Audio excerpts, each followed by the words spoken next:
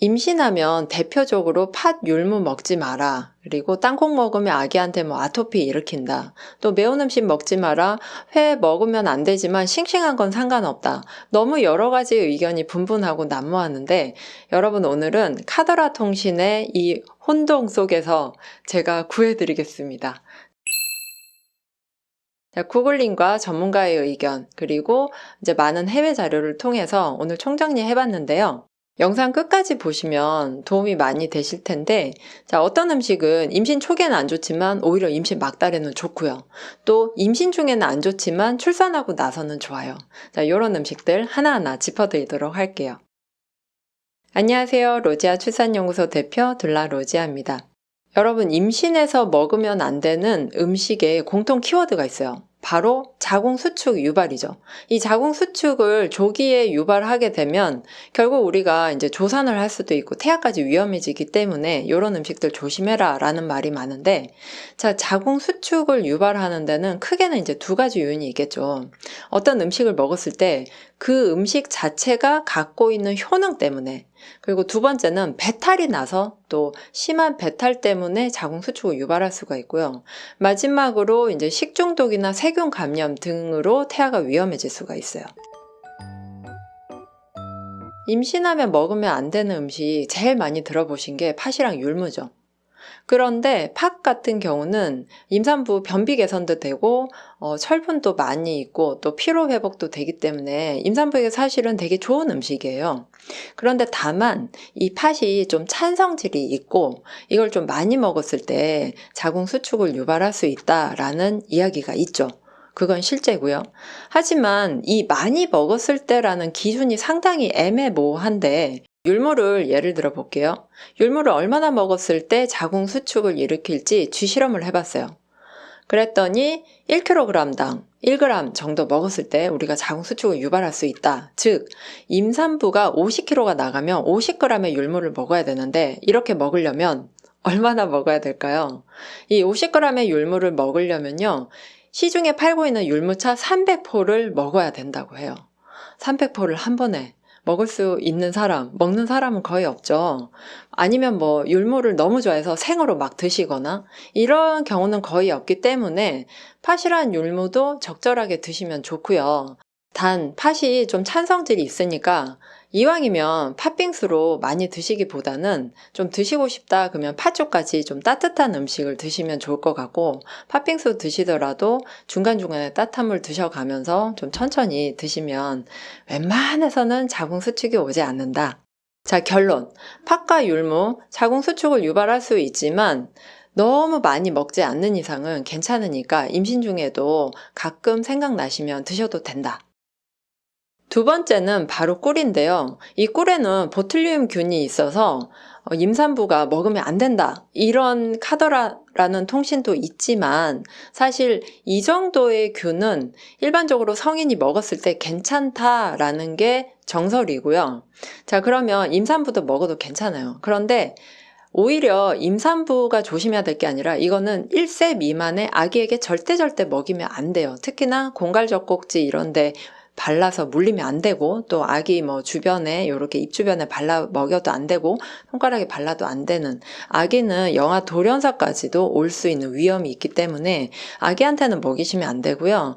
임산부는 요거 가끔 드셔도 상관없어요.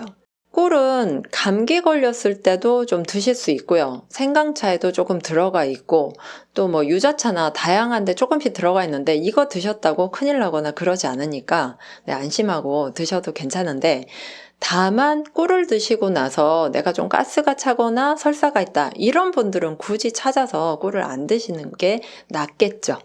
결론, 꿀 먹고 소화장애가 있는 분이 아니라면 임신 중에도 가끔씩 드시는 건 상관없다. 세 번째는 바로 땅콩인데요. 제가 예전에 산전관리 해드리던 산모가 막 급하게 저한테 전화를 해서 선생님 큰일 났어요 이러시는 거예요.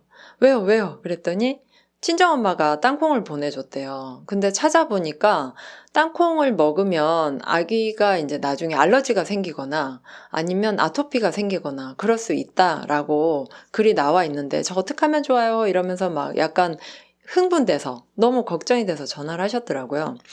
옛날의 연구를 이제 보면 임산부가 땅콩을 먹으면 아기에게 땅콩 알러지가 생길 수 있다라는 연구가 있는데, 반대로 최근 연구 결과를 보면 땅콩이나 견과류를 먹은 임산부의 아기들이 오히려 나중에 이런 견과류나 땅콩 알러지가 줄어들었더라라는 반대 연구 결과가 나왔어요.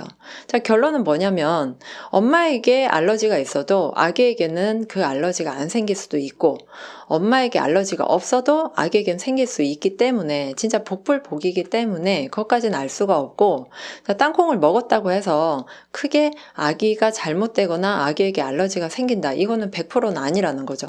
그래서 땅콩 역시도 적당하게 드시는 건 상관이 없다. 자, 네 번째 음식은 바로 생강인데요.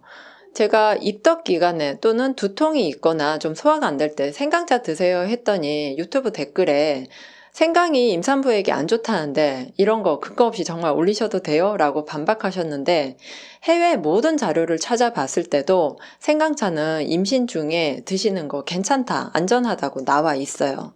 왜? 적정량을 드시면 되니까요. 물론 임신 초기에 너무 많은 양을 드시면 자궁 수축을 유발할 수 있다고 해요.